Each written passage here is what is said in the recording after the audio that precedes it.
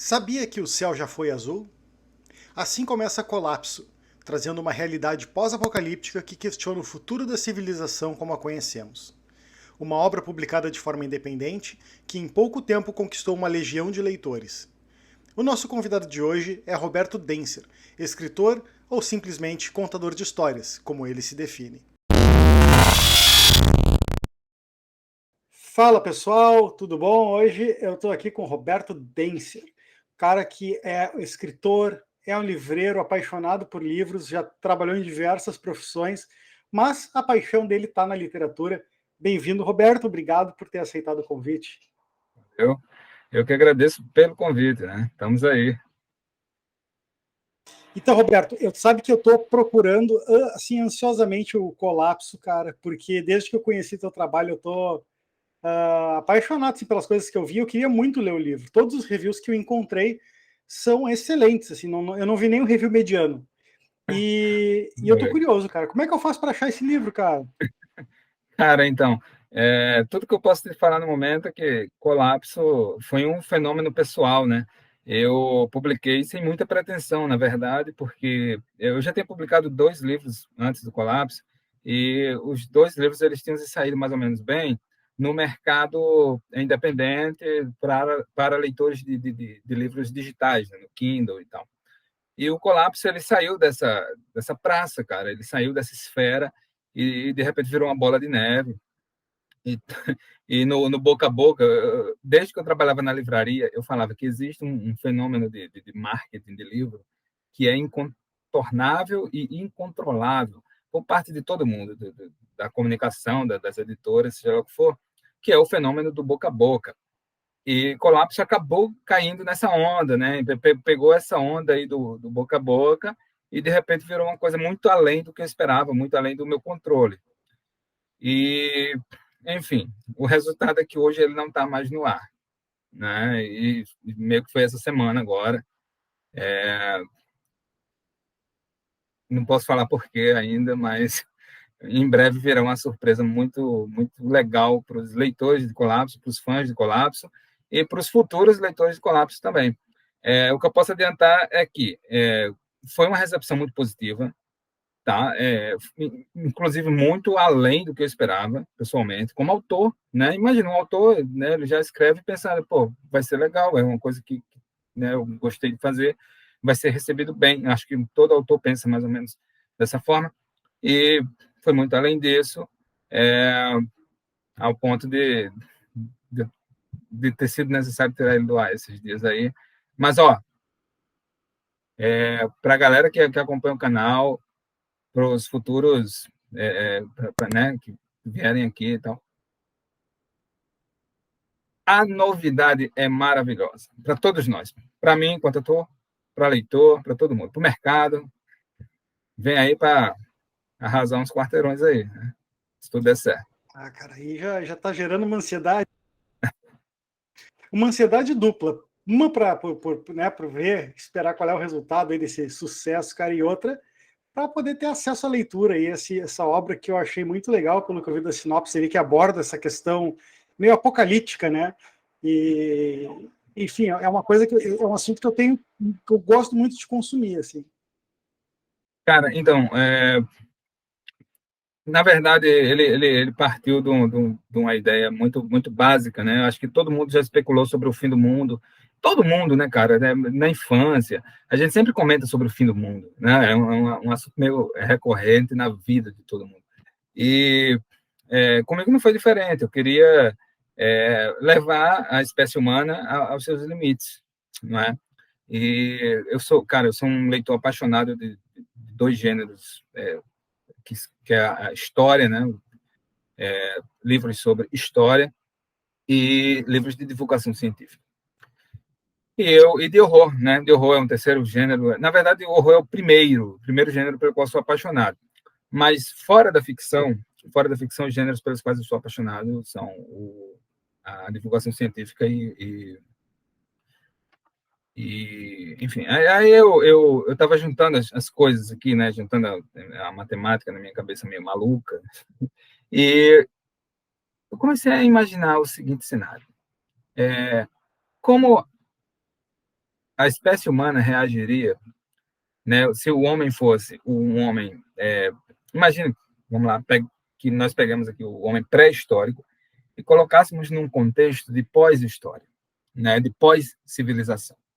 Como é que ele reagiria? Ele reagiria como o homem civilizado, pelo contexto da civilização, etc., ou ele agiria como um animal que ele realmente é, né?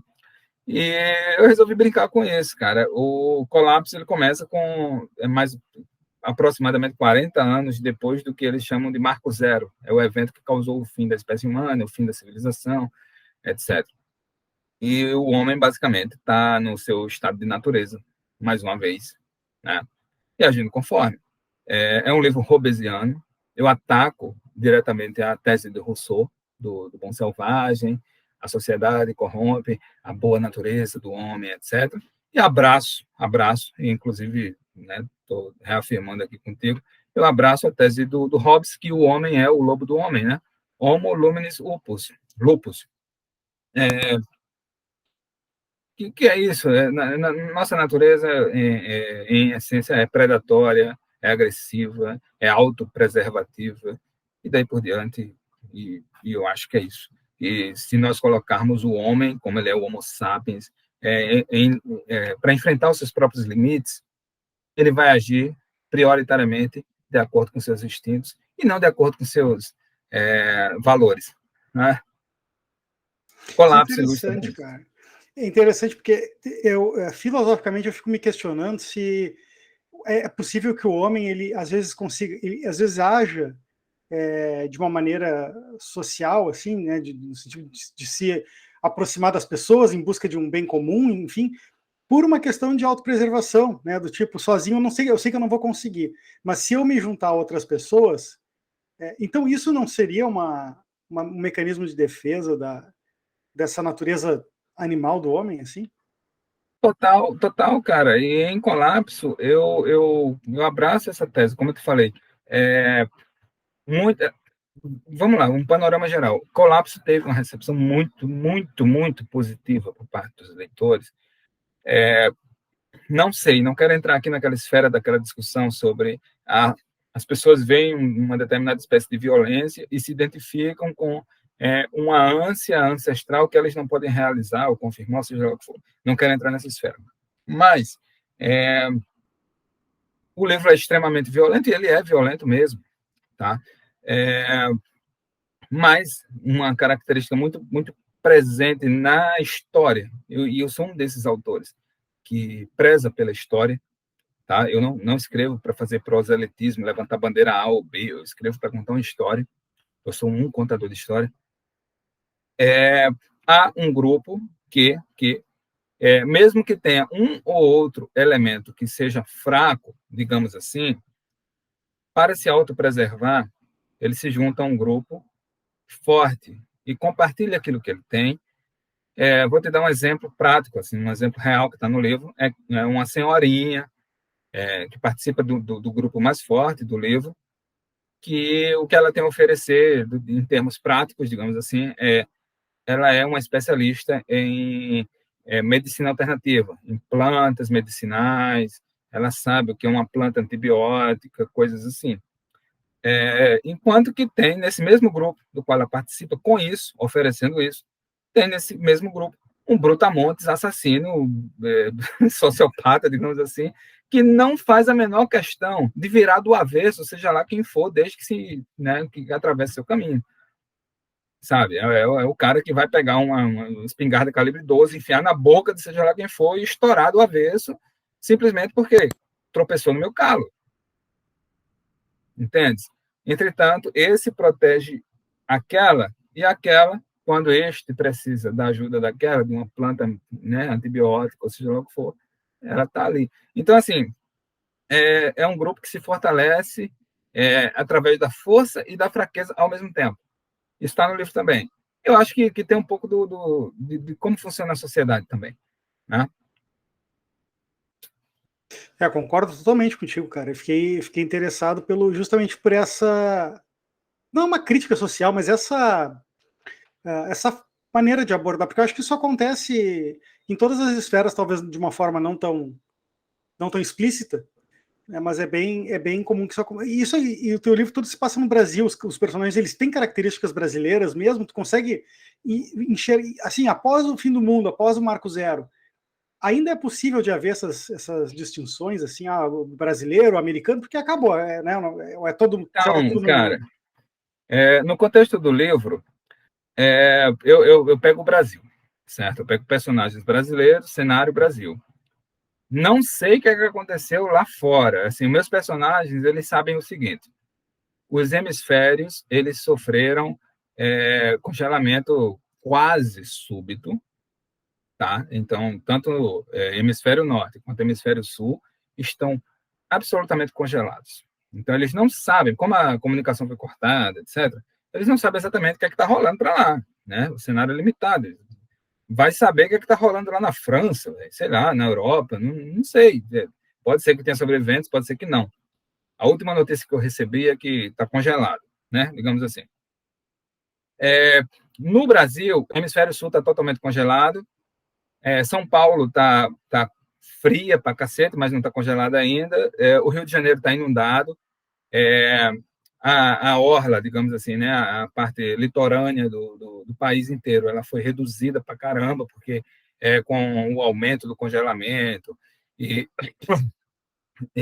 inevitavelmente aumento do nível do mar, a parte litorânea ela tende a se reduzir mesmo. A parte central do Brasil ela foi vítima de um agravamento tremendo da seca, do por consequência disso, acaba desertificação, tempestades de areia, etc., a parte mais central do Brasil, e o livro, né, a trama do livro se concentra nessa área, e em relação à região norte do Brasil, ali um pouco mais para o Amazonas, pelo menos para o meu núcleo narrativo, resta uma esperança de que alguma coisa mais ou menos interessante, mais ou menos boa, seja o que for, está acontecendo para o lado de lá. Mas o núcleo narrativo se concentra nessa parte mais central do Brasil, no coração do Brasil. Para ficar mais claro, né, para os leitores e para os futuros leitores.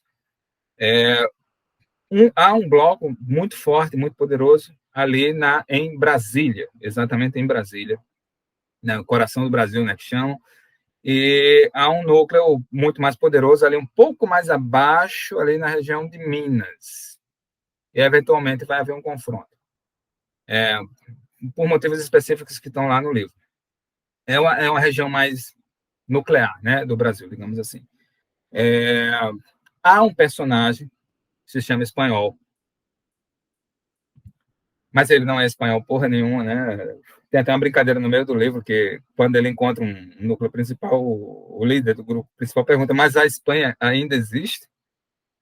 E ele não é espanhol, ele é argentino. Chamam ele de espanhol porque o cara que criou ele era brasileiro e, como ele falava espanhol, acaba chamando ele de espanhol. Esse espanhol é o personagem do livro que costura o Brasil, digamos assim.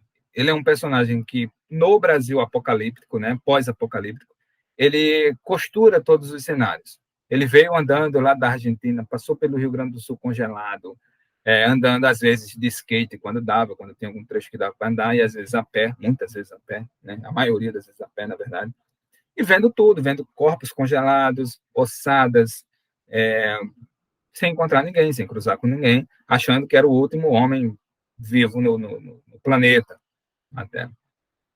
E aí, quando ele vai chegando na região mais central, ele se confronta com outro grupo. Mas, no livro, eu usei o espanhol para mostrar como é que estava o mundo, né? Como é que estava o país, como é que estava a situação geral. E, curiosamente, né, uma curiosidade aqui, um parêntese, o espanhol acabou se tornando o personagem queridão da galera. Assim. 9 em cada 10 leitores amam o espanhol. Eu acho curioso que é um personagem que eu poderia até tirar do livro sem influenciar na trama. Mas, enfim. O papel dele acho que era esse aí, cara. E esse cenário, falando sobre o tema, mas não necessariamente sobre a obra, esse cenário de apocalíptico, tudo congelado, é impossível de ter um final feliz, né, cara? Passa a ser mais uma questão de sobrevivência e ver até onde se vai, mais ou menos como um apocalipse zumbi, né? Do que necessariamente a esperança de poder recomeçar, né? Cara, Ó, alerta de spoiler, tá, galera? Alerta de spoiler. Há um momento no livro em que alguém fala, né? Alguém olha para o céu e vê urubus voando. E alguém fala assim, será que isso representa a esperança? Porque, justamente, como a natureza está morrendo, né? E a galera come, sei lá, barata. A galera caça capivara na maior das esperanças possíveis. Tipo, será que vai vir uma capivara ou não? Coisa mais rara do mundo é uma capivara. E comem carne humana, tipo, o canibalismo rola solto e tudo. Há um momento em que eles olham para o céu e veem urubus. E um dos personagens centrais, assim, ele diz que o acaso nos livre da esperança anunciada, né, pelos urubus. O urubu é uma espécie carniceira. Né? Então, é, cara, se eu pudesse resumir o livro numa frase, né, famosa, seria There is no hope. Não tem esperança. A galera tá ali para viver o dia de hoje e para procurar a próxima refeição e para segurar a sua ondinha até amanhã, para amanhecer, digamos assim, vivo amanhã. Então, cara, e isso tem chocado muita gente, cara. Como eu te falei, o livro ele foi muito, muito, muito além do que, em termos de quantidade de leitores e tudo, do que se projetava de uma publicação desse tipo. Tem feito com que muita gente até desista em alguns momentos da leitura por causa do nível bizarro de violência. E como eu já falei, canibalismo é uma coisa que incomoda muita gente. E no livro, há grupos que caçam pessoas como se estivessem caçando, sei lá, um cervo para comer. Sabe, assim, vamos caçar a nossa comida de hoje. E aí encontram uma pessoa, né, um ser humano vulnerável, e vamos comer. Né? A ideia é essa, matar e desossar e tirar os intestinos e tudo o que não presta, e comer, e fazer um churrasco. Então, há grupos que tratam, sei lá, um humano vulnerável, uma vítima, uma caça, seja lá o que for, como nós hoje trataríamos será um boi, sabe? Será um tatu, né? Algo que a gente vai lá caçar e comer a carne, fazer um churrasco com festa, distribuir a carne e comer e louvar aquilo, porra, que carne gostosa e não sei o quê. Então há uma reação muito sensível por parte de alguns leitores. Até porque, nesse contexto, e você há de concordar comigo, creio eu, é um contexto no qual a pior coisa que se poderia ter nas suas mãos seria um bebê. Né? Você não quer passar o apocalipse protegendo um bebê. Né? Já é difícil cuidar de um bebê hoje em dia, 2022, no meio da sociedade civilizada, etc. Então, imagina num contexto pós-apocalíptico extremamente violento. Entretanto, né, há um instinto humano de procriação, perpetuação da espécie, etc., que faz com que um Homo sapiens do sexo masculino encontre um Homo sapiens do sexo feminino e eles copulem, e aí, de repente, aparece um bebê na jogada. E aí, em algum momento, né, outro grupo mais forte vai pensar, olha aí que delícia, um grupo vulnerável, porque está protegendo um bebê. E aí, né, coisas acontecem e algumas pessoas reagem de forma, nossa. Do jeito que tu está contando, assim, me parece um pouco a pegada do Walking Dead. Eu não sei se traz na mesma linha, assim. Cara, talvez. Eu acho que de todos os feedbacks que eu recebi, eu devo ter recebido 3, 4 agora, já que você fez a referência, falando de The Walking Dead. Tem algumas diferenças básicas. Primeiro, não tem mortos-vivos, né? Não tem zumbi na jogada. Segundo, eu não brinco. Eu não finjo que vou fazer uma coisa e não faço. Eu fico brincando com expectativas. Eu vou lá e faço. Então, assim, se você vai ler meu livro, tenha certeza, cara, que a partir do momento que você abriu a primeira página, não se apega a ninguém, não se apega a nenhum personagem. Não pense que você vai saber o que vai acontecer, que você não vai. Isso aí eu estou te garantindo. Você não vai. Em vários momentos lá, e isso é um feedback muito recorrente, Porra, eu pensava que ia acontecer. Não vai, cara. Eu trabalho da seguinte maneira, enquanto autor, enquanto escritor. Vou fazendo isso aqui, o que é que fulano faria? Faria isso. Então, eu não vou fazer isso, eu vou fazer aquilo. Eu faço o contrário, eu faço o oposto, eu faço o inesperado. Isso é uma coisa que eu trabalho de forma muito consciente. Então, tem essa diferença. Né? O The Walking Dead é um pouco previsível. Eu acho que Colapso não é. Tanto é que até o momento... E, cara, Colapso foi lançado, sei lá, tem 3 meses. Eu tenho recebido... agora estou fechando, né? 1.000 leituras, compras, tá? Fora as leituras independentes lá do Kindle Unlimited. Ninguém até agora disse, mas eu já sabia que ia acabar assim, ou eu já sabia que isso aconteceu. Até agora, esse tipo de feedback eu não recebi. Pelo contrário, o feedback que eu recebo o tempo inteiro eu não imaginava que ia acontecer o que aconteceu. Eu não imaginava que fulano de tal, né, o personagem fulano de tal, iria passar por isso, iria passar por aquilo, e daí por diante. Enfim, eu acho que essa parte foi trabalhada de forma muito deliberada e o resultado está sendo confirmado leitura a leitura, dia a dia, por parte dos leitores. Tá? Eventualmente vai aparecer alguém que previu tudo, que viu tudo, né? Tudo bem, mas aí vai ser alguém que pensa exatamente igual a mim, e aí é uma exceção. Mas, regra geral, está bem, bem, bem diferente de The Walking Dead. Mas tem Deixa eu te perguntar, semelhança. cara, tu explora assim uma vibe meio niilista na trama? Porque não tem nada mais que importa, né, cara, numa situação dessas. Eu sou totalmente niilista, cara, na vida, inclusive.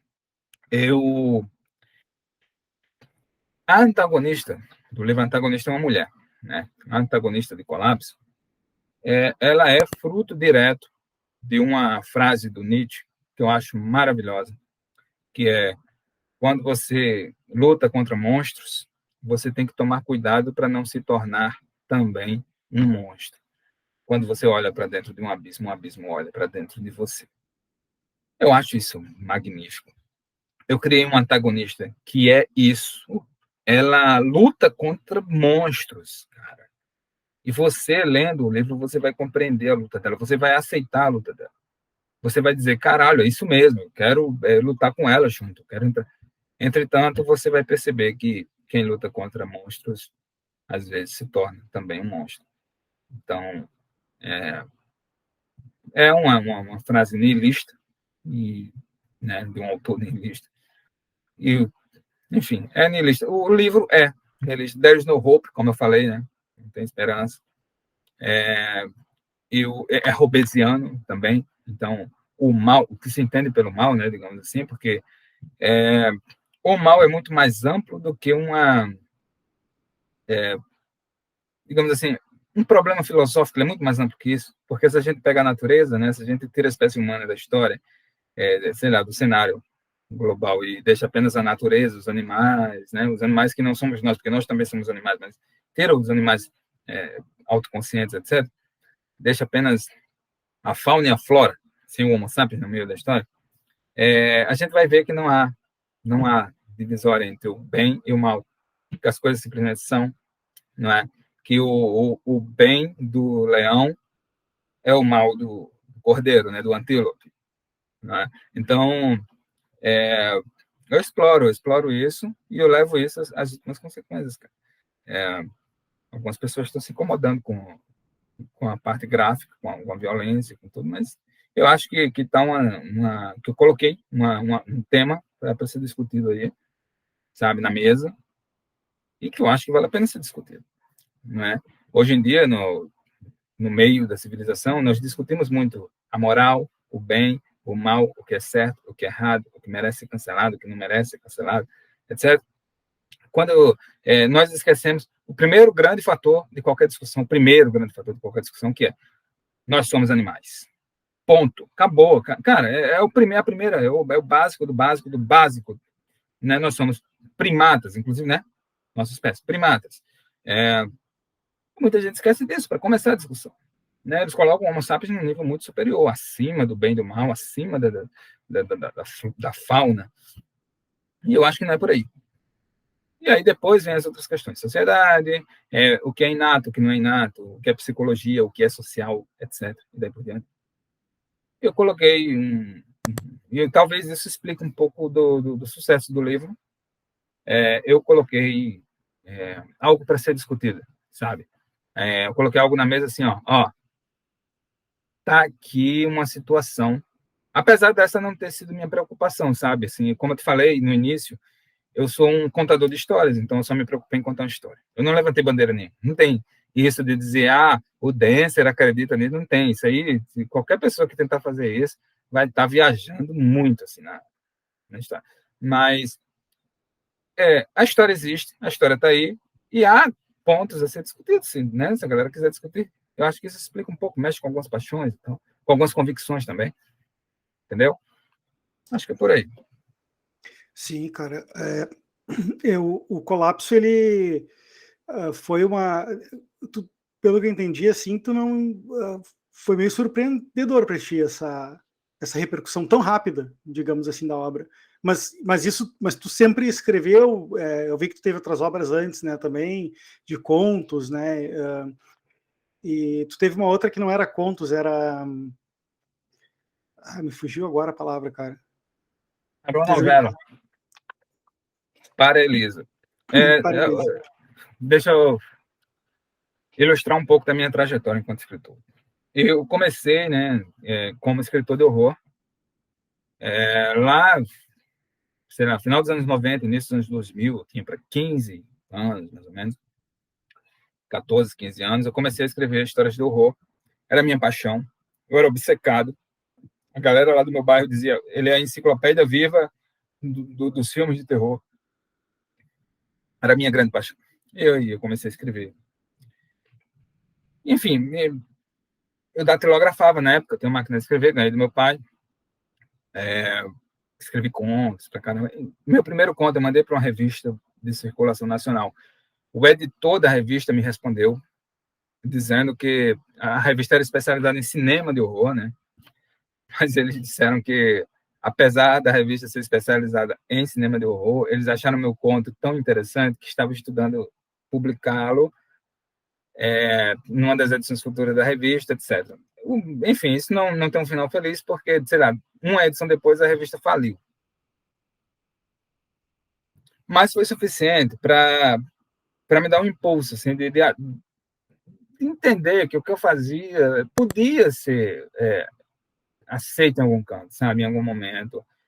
Porque eu pensava assim, cara, se um editor de uma revista especializada em cinema de horror leu meu conto e achou que ele era interessante o suficiente, inclusive para ser publicado numa revista que não era especializada nisso exatamente, é porque, sei lá, né, deve ser aceitável, no mínimo, na pior das hipóteses, passa a história.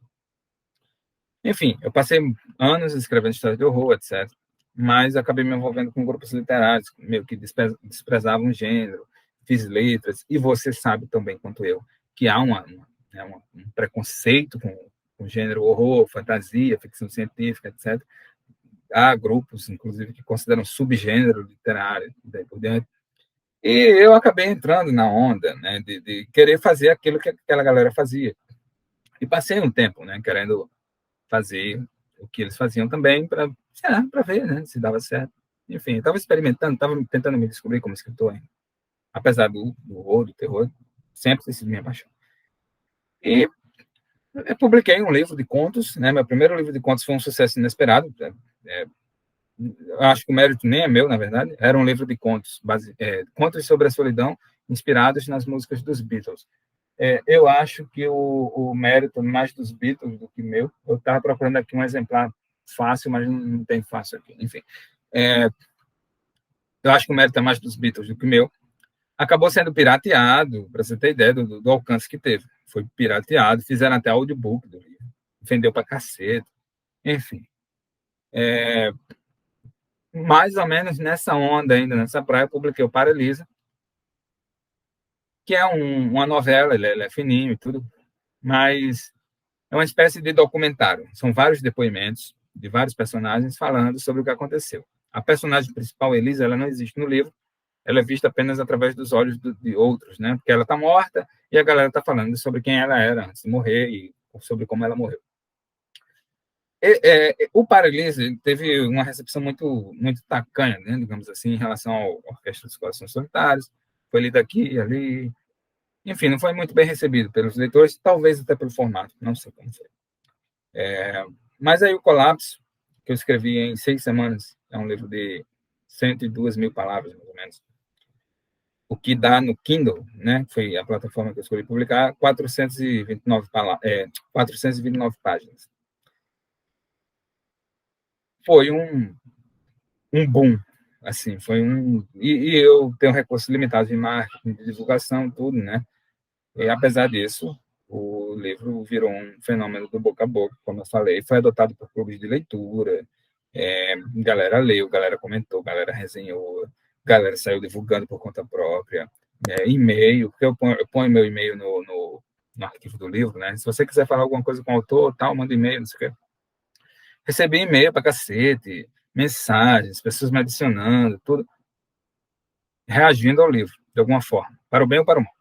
Desde mulheres grávidas, que, eu não consigo terminar o livro por causa dessa cena aqui com o bebê, até mulheres, senhorinhas do clube de leitura, dizendo, minha nossa, isso aqui é uma bomba atômica. Enfim, que é resultado, né, cara, de uma situação muito específica. Eu acho que vale a pena até comentar isso. Ano passado, eu estava em crise criativa e eu estava pensando o seguinte: minha origem, minha escola é a literatura de horror. Ponto. Eu sou um escritor de horror, é a minha paixão enquanto leitor, enquanto escritor, etc. Eu venho fazendo esse tempo todo uma coisa que não é minha paixão. Eu estou errado. Talvez eu deva voltar para as minhas origens. E aí eu pensei, eu vou voltar para as minhas origens. Ponto. Aí eu escrevi Colapso. E deu certo. Deu certo mesmo. Sabe? Mesmo. Tem coisas que eu não posso nem te falar, infelizmente, mas deu muito certo. Em breve você será notificado aí de que deu certo de verdade. Não, eu não tenho dúvidas, assim, pela maneira como tu traz, assim, que tu abordou o assunto, pelo pouco que deu para ler, realmente é bem interessante. Eu imagino que a leitura realmente prenda bastante gente que eu estou seguindo ali, né? Eu já vi comentários e, enfim, eu estou realmente bem ansioso para poder ter acesso a esse material também, porque eu quero muito ler esse livro, cara. Mas, tirando essa parte é, assim, de ter sido o primeiro romance, sabe? É uma coisa que tu já tinha, assim, já queria escrever sobre isso no passado? É um projeto assim de antes, ou foi uma coisa totalmente nova para tentar explorar, assim? Cara, como eu te falei, eu sou um contador de histórias. Eu sou é o meu vício, é contar histórias. Eu sou obcecado por histórias. Não precisa ser histórias fantásticas, basta ser uma boa história. Eu paro para ouvir, eu guardo, eu conto depois. Eu gosto de inventar novas histórias, coisas assim. Inclusive, minha esposa, às vezes, ela pede, assim, do nada, me conta uma história. Me conta uma história para dormir. E não é como se, sei lá, eu fosse contar Chapeuzinho Vermelho para ela, né? Eu conto uma história que, às vezes, muitas vezes, né, eu invento na hora. Ou uma história que eu já ouvi, mas eu conto do meu jeito. Então, assim, eu sou um contador de história. Quando eu conto o que eu quero contar, né, o que eu quero falar, a minha imaginação ela é imperativa, ela não para. É, eu consigo escrever. Meus colegas, né, meus colegas e amigos, tenho vários, dezenas aí de amigos e colegas escritores, alguns publicados por grandes editores. Eles até se impressionam, cara, como é que você consegue, por exemplo, escrever, sei lá, 2.000 palavras por dia, todos os dias? É que, de fato, eu tenho uma facilidade para contar história. Eu tenho uma facilidade. Detalhe, se eu estiver contando o que eu quero contar, o que eu acho que é interessante o suficiente. E eu tenho ouvido uma coisa que tem me deixado muito feliz, sabe? Que é a seguinte afirmação. A gente está ultimamente tá um pouco recorrente e está me deixando muito feliz. É o seguinte, abre aspas, cara, você é um contador de histórias. Você conta histórias. E é isso que a literatura brasileira está precisando no momento, de um contador de histórias. Então, é, assim como teve colapso, tem, sei lá, dezenas, centenas de outras, sabe? Inclusive, isso é um problema pessoal. Eu, às vezes, tenho dificuldade para decidir, assim, o que é que eu vou contar agora? É, essa história que eu tenho aqui, ela é um conto ou é um romance? Ou essa história que eu tenho aqui é um romance para escrever agora ou para escrever daqui a um tempo? É, e isso vai um pouco além dos gêneros, sabe? É o meu estilo. Eu brinco dizendo que é um estilo delicado, mas é o oposto disso, que é bruto, é seco, é ponta de faca. Às vezes é um romance policial, às vezes é uma história de horror. O que eu acho que é característico, no final das contas, é a violência, é a brutalidade, a crueza e a falta de compromisso com discursos, sabe? É, não pense jamais que você vai abrir um livro meu, seja ele qual for, e eu estarei lá levantando esta ou aquela bandeira. Eu estarei contando uma história. As bandeiras ficam por tua conta, né? Você, leitor, você, pessoa, suas crenças, suas ideologias, seus critérios, etc. Aí fica tudo por tua conta, mas de minha parte, não tem interesse nenhum em fazer proselitismo, seja para A, para B, seja lá quem for. Eu quero contar uma boa história, ponto. E isso está aí, sabe? E isso tem dado frutos. E isso tem sido bem, bem promissor. E é o que eu vou continuar fazendo, sabe? E é isso. E o que está vindo em seguida? Assim, já tem alguma coisa? Tem, cara, eu estou escrevendo agora no momento um romance. Agora tem sobrenatural, né? Porque Colapso não tem nada sobrenatural. Apesar de todo o horror presente em Colapso, não há absolutamente nada que você possa dizer, isso aqui é sobrenatural. Não, não é. É tudo cru, tudo humano, tudo real. Eu estou agora escrevendo um romance sobrenatural, que também tá bem interessante, né? De acordo com a minha percepção de autor, eu estou achando que o resultado está sendo bem interessante. E ponto, assim, não estou escrevendo contos no momento, apesar de ter várias ideias. Antes de ontem, eu tive o seguinte sonho. Compartilhar um sonho que eu contei. Isso é um pouco atípico aí nas entrevistas, mas vamos lá. Oh, mas eu É, curto. eu sonhei que eu estava no meio de um cruzeiro, que o navio naufragava, e que eu era o único sobrevivente, que eu ficava uma noite inteira agarrado lá com um pedaço de madeira flutuante, no meio de uma tempestade, no meio do mar, e bebendo água salgada, e achando que ia morrer, e tudo, e me agarrando aquele pedaço de madeira flutuante, com todas as minhas forças, né, a minha última esperança de vida, etc. E acabava sendo arrastado pelas ondas, pela tempestade, etc., até uma ilha. E quando eu chegava nessa ilha, eu estava lá, né, arquejante, tal, arfando, etc. Eu percebia, né, a terra finalmente, me levantava lá com as pernas bambas, começava a explorar a ilha e encontrava um povoado lá naquela ilha, totalmente petrificado. Tudo tinha virado pedra. As casas do povoado, as pessoas, e elas tinham sido petrificadas, digamos assim, no meio do seu cotidiano, no meio do seu dia a dia, sabe? Então, assim, tinha uma mulher jogando milho para as galinhas, assim, e ela estava petrificada, e as galinhas em volta, bicando o milho, também estavam petrificadas, e daí por diante. Entretanto, eu senti uma ânsia de que eu tinha que sair dali, porque ia dar ruim, ia acontecer alguma merda, ia acontecer alguma coisa muito ruim, a qualquer momento. E, enfim, eu explorava aquele ambiente com todo o fascínio, né, daquela situação, e ao mesmo tempo tinha aquela sensação de perigo, de que eu tinha saído dali, etc, etc. E aí, enfim, acordei no meio daquele pânico, daquela urgência, tenho que sair daqui. Esse foi o sonho. E aí eu conto o sonho para um editor, e o editor fala, cara, se você escrever essa novela aí, né, com esse sonho, eu publico pela minha editora agora.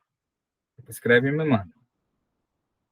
Esse é o tipo de sonho que eu tenho de forma recorrente. Esse é um exemplo que eu citei aqui, né? É o tipo de sonho que eu tenho de forma recorrente. É o tipo de coisa que vem na minha cabeça de forma recorrente. É, e muita coisa, para mim, é meio que sentar e digitar, sabe? É, basicamente é isso. Cara, Eu isso daria uma ótima, uma, uma ótima história mesmo, cara. Porque eu já comecei a pensar em mil e uma perguntas aqui. Por que, que aquelas pessoas estavam petrificadas? O que petrificou elas? Tem alguma saída da ilha? Como é que elas chegaram lá? então, Nossa. essa que é a ideia, essa que é a mágica do negócio, né, Mas cara? aí se tu pega um núcleo assim de uma história, né? Tipo, tu sonhou com isso aí. Para tu construir todas essas respostas e todas, como é que tu faz, cara? Tu acaba sonhando de novo com isso e vem de novo alguma coisa? Ou simplesmente tu para e senta e vou escrever e a coisa vem na cabeça? Cara, como isso vem de forma muito recorrente para mim, tá? A verdade é essa, assim, como isso vem de forma muito recorrente, eu sou obrigado a selecionar, né, o que eu quero e o que eu não quero fazer. Nós sonhamos todos os dias. Eu estou pegando o exemplo dos sonhos, mas ideias a gente tem o tempo inteiro, né? Então, às vezes eu penso, se é uma boa ideia, eu vou fazer. Às vezes eu penso, não, essa é uma boa ideia, mas não para agora, vou fazer depois. Ou essa é uma boa ideia, vou fazer agora, vou sentar e vou fazer agora. Tem um conto meu que está no meu primeiro livro, chama A Bailarina de Vidro. A história de uma garota que nasce com uma doença rara. Os ossos dela são feitos de vidro, então o cabelo dela é fibra de vidro, os olhos dela são espelhos, enfim. Ela, para você ter ideia, ela é tão sensível, tão delicada, que ela dorme numa cama de água. Então é meio fantástico o negócio. Não existe cama de água, mas ela dorme numa cama feita de água, de tão sensível que ela é, e daí por diante. Enfim, esse conto, eu tive a ideia para ele, eu estava tomando banho. Estava lá tomando banho e de repente o conto me veio. Eu terminei de tomar o banho, me enrolei na toalha, sentei no computador e escrevi em 25 minutos o conto, assim, meio que de uma vez. Vral! E se tornou o conto mais famoso do livro. Tão famoso que hoje existe uma escola de balé lá na Paraíba chamada Cristal. Cristal era o nome da personagem do livro. Então, a escola de balé é chamada Cristal por causa desse conto. Existe um escritor, um poeta premiado lá na Paraíba, com vários livros publicados, prêmios, etc., que escreveu um poema dedicado a este conto, dedicado a mim, por causa desse conto. Então, às vezes, né, é assim, é um impulso muito poderoso. Você vai lá e faz e, sei lá, o resultado é bom. Às vezes não, às vezes você para, você aperta o freio, você diz, eu vou fazer isso, não vou, ou vou, e não sai tão legal. Às vezes acontece também. Tem muito, assim, tem um pouco de cada coisa, né? Digamos assim. Eu acho que, na real, eu acho que isso é um processo, o processo criativo padrão de qualquer artista, de qualquer escritor, de qualquer pessoa que trabalha com imaginação, com criação, né? Você vai ter ideias que vão ser um impulso, um fluxo, né? E outras ideias que não vão ser tão interessantes, que não vão ser tão boas, que você vai descartar, daí por diante, tá? Bacana, cara. Eu até te perguntar, é uma pergunta besta que me veio na cabeça, né? Se tem alguma. Tu comentaste sobre a tua paixão por literatura científica, se tu já pesquisou alguma coisa sobre. Se tem alguma explicação científica para esse tipo de situação, por que algumas coisas elas vêm assim, outras coisas elas não se desenvolvem, se tem alguma coisa a ver, sei lá, com aquela teoria do. Não sei se é só uma teoria não, do consciente em coletivo, não, do inconsciente coletivo. O Desculpa. Jung, né? Cara, eu não sei, não tenho resposta para isso. É, eu sou uma das poucas pessoas desse meio que acredita numa coisa chamada talento. Mas, ao mesmo tempo, eu acho que talento é uma coisa. Stephen King, né, o nosso rei, né, absoluto Stephen King, ele diz: talento é mais barato que sal. E eu tô com ele, sabe? Eu acho que existe, o talento existe. Entretanto, é uma coisa tão comum que a diferença que faz entre o talento e o resultado é o que você faz com o seu talento. É, eu acho que nascem todos os dias, o tempo inteiro, Shakespeares aí, sabe, no mundo. Mas nem todos eles sentam para escrever. Tu entende? É, eu acho que é muito isso, cara. Quando um Shakespeare vai e identifica que tem um talento e resolve pagar o preço, porque para viver essa paixão, porque na verdade, então, às vezes você tem um talento, você gosta de uma coisa, etc., mas você não é apaixonado o suficiente para trocar todo o resto por isso, porque isso vem com um preço, não é? Estamos falando aqui de literatura. Se você, no Brasil, é um cara que gosta de contar história, que gosta de escrever, quer ser escritor, etc., você tem que abrir mão de muita coisa. Muita coisa. Você tem que nadar muito assim contra a corrente. Família vai falar mal, galera, sei lá, isso não dá dinheiro, isso não dá nada, o mercado é ruim, etc. Sabe? Então, assim, você, em algum momento, você vai desistir. Entretanto, há uma outra pessoa que, mesmo somando talento, com vontade, com tudo, vai continuar seguindo em frente, assim, vai atravessar todos os perrengues, vai virar mendigo, sabe? Vai virar mendigo de passar fome na rua, mas vai continuar escrevendo, vai continuar fazendo, e alguma hora vai ser reconhecido por isso, ou não, pode acontecer de não ser também, sabe? Sabe, fazer o quê? A vida é assim, isso eu estou falando de literatura, mas isso vale para qualquer outra coisa. Eu vou te dar um exemplo real, real, real. A minha primeira aspiração artística foi como músico. Eu era guitarrista, tocava guitarra. Eu conheci pessoalmente, tocava na minha banda, aquele que para mim até hoje, e cara, eu tenho um gosto musical sofisticado. O maior baixista que eu já vi. Eu conheci o maior baixista, para mim, o maior baixista do mundo. Eu conheci. Era um cara que, quando ia tocar lá, nossa banda chegou a fazer um sucesso local. Era um cara que, quando ia tocar, deixava os baixistas das outras bandas de joelhos, literalmente de joelhos. Literalmente de joelhos aplaudindo. Esse cara morreu de chikungunya, uma doença merda causada por uma porra do mosquito, totalmente desconhecido de todo mundo. E aí? Só acontece com esse tipo de cara? Não, acontece com todo mundo, com escritores, com poetas. Iria acontecer com Kafka, um dos maiores escritores de todos os tempos. Kafka iria ser um total desconhecido, iria ser uma nulidade se não tivesse sido publicado, divulgado e defendido pelo Adrian Brody, né, o amigo dele. Enfim, cara, não dá para nivelar arte nesses termos, sabe? É complicado, é delicado pra cacete. Bacana, cara. Poxa, Roberto, gostei bastante de bater o papo contigo, cara. A gente falou quase uma hora e nem pareceu, cara, que deu todo esse tempo. E, cara, mais uma vez eu preciso do colapso, cara. Cara, ó, eu só vou te dar uma dica. Em breve você vai receber colapso aí na sua casa. Oh, beleza, cara. Então tá. Pode deixar, cara. Vou ficar no aguardo, cara. Assim, tô ansioso pra caramba, cara. Que é realmente um Valeu, livro cara. que. Prazer enorme, prazer enorme. Gostei muito do bate-papo. Inclusive, vou me autoconvidar aí para futuros bate-papos aí, tá? Se Não, mas for do pode seu vir, agrado, cara. claro. Aqui tá aberto, cara, e com certeza aí quando se tornar pública essa novidade aí, pública inclusive para mim, aí, aí a gente volta aí a bater um papo mais direcionado a esse tópico aí, cara. Tamo junto. Vamos fazer. Beleza, Roberto. Obrigadão, Valeu. cara. Até Nada, meu mais. irmão. Abração, hein? Até a Tchau, próxima. tchau.